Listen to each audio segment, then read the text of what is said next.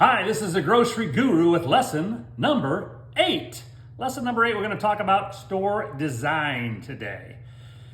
Now, grocery stores have a specific design for everything. So when you walk into a grocery store, you're going to see similar things, not always exactly the same, but I want to just talk a little bit about how a grocery store is designed. So generally speaking, when you walk through the front door, first thing you see is something that's going to be impulsive, something bright, something shiny. Sometimes it'll be a special, maybe something that'll get you to put something in your cart. That's the goal, that before you get through that first section of the store, something is in your cart. That's the goal for a grocery store.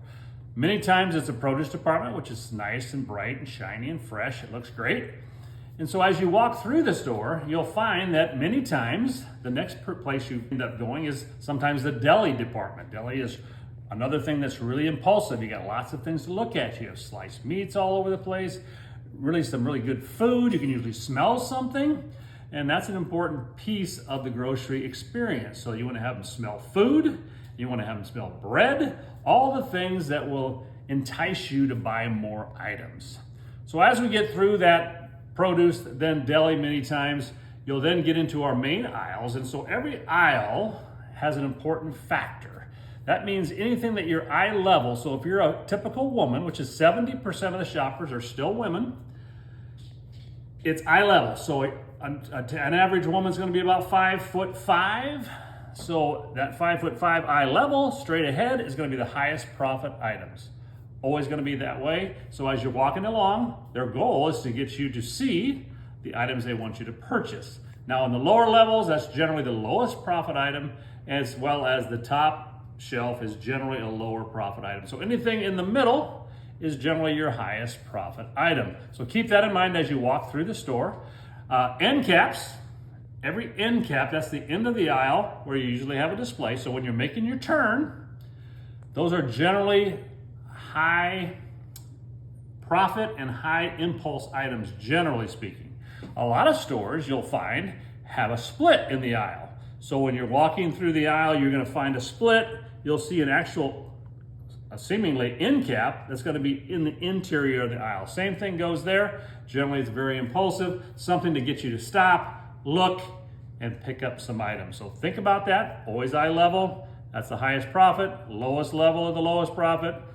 Top shelf, generally a lower profit item because it takes a little bit of effort to squat down, pick up something. That's just the way it goes. Many times your staple items are usually on the bottom shelf. Things like sugar and flour, things that you would normally buy as a staple. I call it staple, that would be an item that you wouldn't buy very often, but generally speaking is gonna be a lower profit item. Remember, I think one of our lessons we talked about what we call sensitive items. These are highly sensitive items. Generally there's between 100 and 500 items that are super sensitive, they call them. These are things like 1 pound bread, things like 1 gallon milk, things like flour, sugar, Miracle Whip, things like that. Many times is a very low profit item because they are doing their best to create a price image. So anytime you can get that price image there, it's important. Eggs are one of those things. As we know, that thing jumped up and down.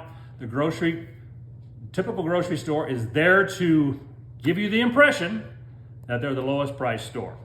So as you know, as you get through those middle aisles, you'll usually, at the back end of the store is normally your meat department, which we all know. Let the meat department drive your menus, correct? And as you go past the meat department, you generally will hit the dairy department. Again, perishable, most of those items are fairly high profit. Get around the corner, you're usually in the bakery. Now you smell something, right? Now you have baked goods that you can smell. You get through the bakery, and at the end of that, many times they have the pharmacy on that back end with your drug items and those kinds of things. And so that's a whole different topic. Once you break that turn, then you get to the front end checkout.